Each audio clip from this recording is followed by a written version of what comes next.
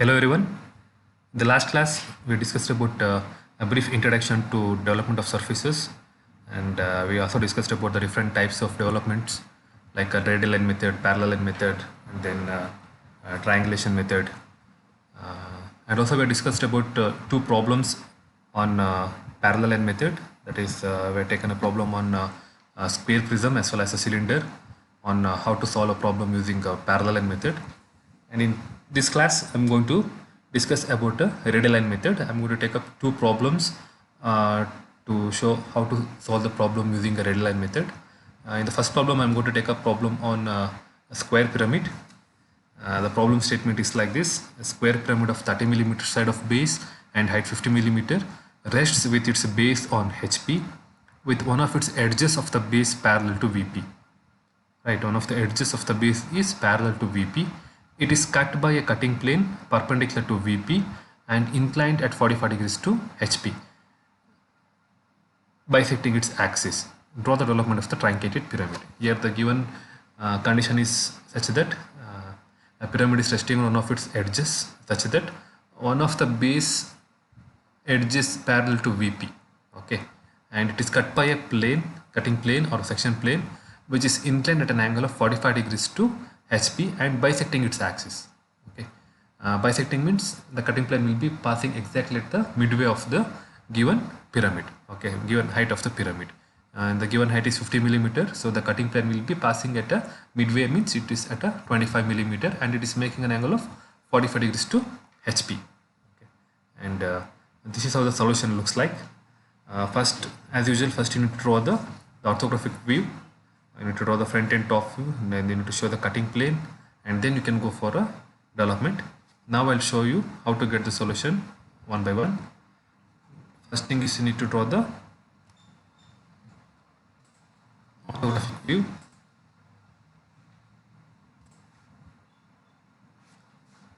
Okay, to start with, you need to draw the orthographic view.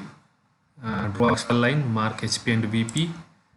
Draw the top view, and here the given condition is that one of the edge of the pyramid is parallel to VP. Here you can take any of the edge. Okay, you can take A, B, or D, C, or AD. It will be parallel to VP. Okay, here you can see the edge AD is parallel to VP, so that we have satisfied the condition in the given condition. And then now we need to show the cutting plane or section plane, and it is given that it is going to bisect, the cutting plane is bisects the pyramid, and it is inclined at 45 degrees to VP, sorry, HP. They mentioned it is 45 degrees to HP. So this angle should be equal to 45 degree with respect to HP, and it is bisecting. Okay, so I have taken the exactly the mid height of the pyramid. Mark the point at a 25 millimeter. Okay, the given condition is it is inclined at 45 degrees to HP and bisecting its axis. So we are going to take a mid height, and it is inclined at 45 degrees to the HP. Okay,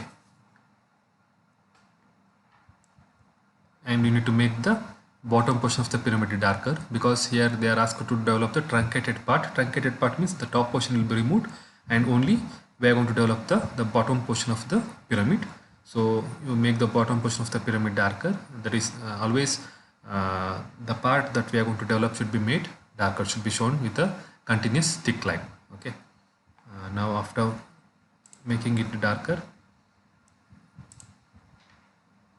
do the naming.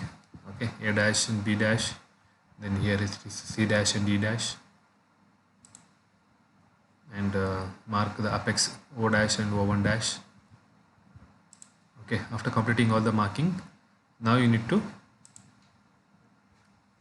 make the top view darker. The required part should be made darker. And in the previous class itself, we have discussed when the cutting plane is passing through one of the edges, you need to mark up points for developing the given pyramid. Here I am going to mark with point 1 on OA, 2 on OB, 3 on OC, and 4 on OD. After that, you just project all these points to the top view, because once a cutting plane is passing through the pyramid, you're not able to see the pyramid like in the you're not going to see the apex in the top view. So you're going to get some shape of a pyramid, okay, in the top view. When the cutting plane is removed here, that is when the cutting plane removes this part of the pyramid, that is a top part of the pyramid, you are going to get some different shape of the pyramid in the top view. So that's what we are going to get now. First extend the points. On OA you are going to get 1, on OB you are going to get 2, on OC you are going to get 3, and on OD you are going to get 4, and you connect all those points with a line like this. 1, 2, 3 and 4. You connect these with a continuous thick line. So this is how the pyramid looks in the top view now. Okay, this is the actual shape of the pyramid. We are not able to see the apex here because we are developing the truncated part, means we are going to remove the top portion of the pyramid and we are going to develop only the bottom portion of the pyramid. So this is how it looks in the front view, and this is how it looks in the top view. So this is the required orthographic view of a given problem. So now, before developing here, we need to take the slant edge. Okay, we need to take one of the slant edge length as a radius, because since it's a radial line method, and then we need to draw an arc.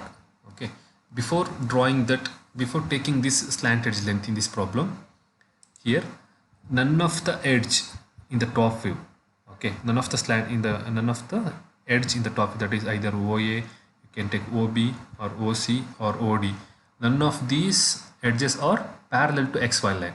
You can observe here, if none of the edges are not parallel to XY line, then the slant edge length what we are going to get in the front view is not true. Okay, so to get the true slant edge length, we need to make one of the edge in the top view parallel to XY line. Okay, so for that,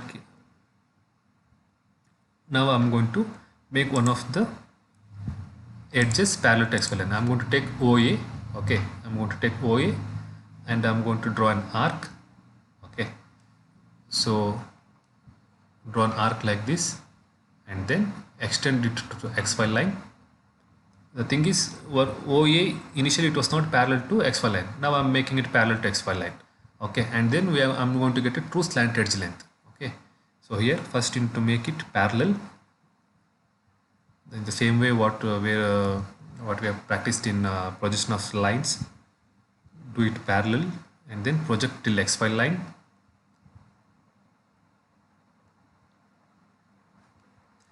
I'll show you once again. First, what you need to do, you need to make OA parallel to XY line. For that, you need to draw an arc. Taking OA as a radius and taking O as a center, draw an arc. Okay, don't extend this arc beyond this line. Okay, you need to draw a horizontal line from O, and this arc should not go beyond that horizontal line. Okay, and now you need to extend this point to XY line. After extending this to XY line, connect apex to this extended projection. So now this is what the true slant edge length. Okay,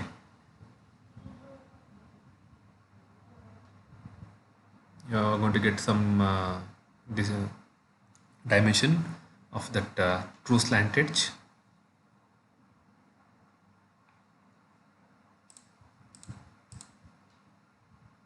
Now you need to take this true length of the slant edge, and now you need to draw an arc.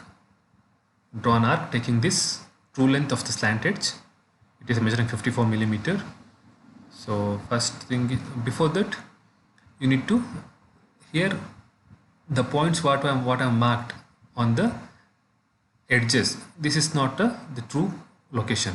Okay, so now I need to extend these points to the true slant edge length. Okay, I need to extend these points to the true slant edge length. So now I'm going to extend with the straight lines. I'm going to extend point 1 and 4 to the true slant edge length.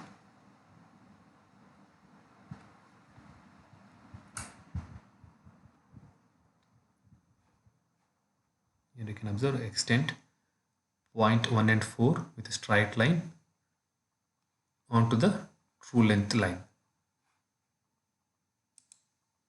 like this, extend with a line. And now you need to mark this as 1 dash and 4 dash. Okay, you can name it as 1 dash and 4 dash, or just you can name it as 1 and 4. Similarly, you need to extend 2 and 3 also to the true length. Okay, because initially these lengths what we have obtained are not the true lengths. Okay, we have obtained true lengths by making one of the edge parallel to xy line, and we have extended the projection, and we are connected from apex to that projected point.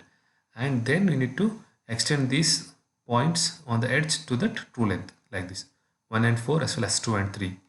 So now we need to consider these lengths. Okay, the points on the true length line should be considered while doing the development. Okay, so now since it's a radial line method, we are going to consider this true length, that is of 54 millimeter, as a radius, and then I'm going to draw an arc. Okay, draw an arc.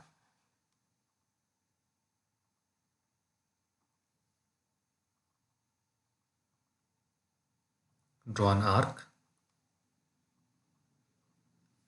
and that arc length should be equal to how much? 54 millimeter. Okay, taking an arc length of 54 millimeter, draw an arc, and then starting from first point, you can mark this as point A. From this first point, you need to keep on cutting an arcs on the already drawn arc. Okay, and that arc length should be equal to how much? The sides. Okay, each side is measuring 30 millimeter. In the problem they have mentioned that the sides of the pyramid is 30 millimeter. So cut an arc for 30 millimeter each, starting from this initial point. You can name this as point A, and then cut an arc, keep on cutting arcs. Since it's a square pyramid, you'll be having 4 sides, so you need to cut 4 arcs. You need to get 4 points on the initially drawn arc.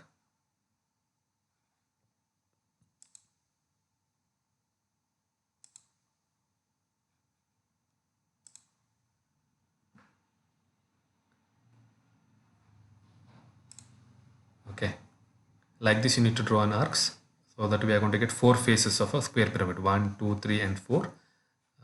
First thing is you need to draw an arc taking 54 millimeter, that is the true slant edge length, and then you need to cut an arc on that initially drawn arc for 30 millimeter, and you need to keep on, and you need to then mark the points as A, B, C and D and A. Now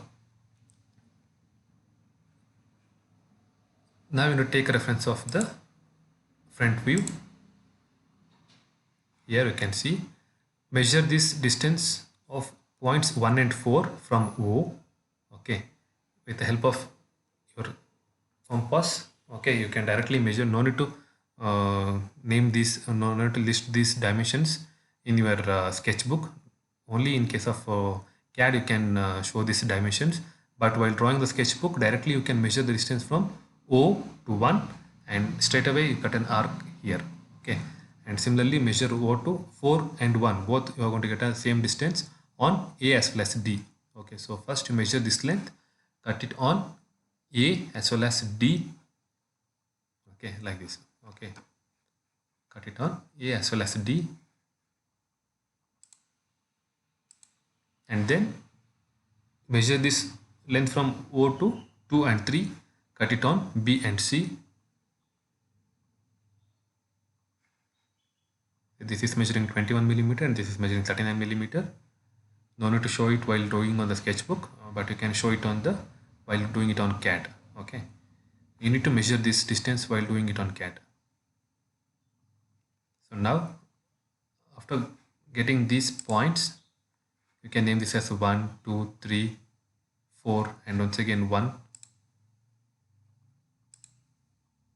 Okay, so now after getting these points, you need to connect these points with the straight lines. Okay, the same way what we've done in the case of a prism.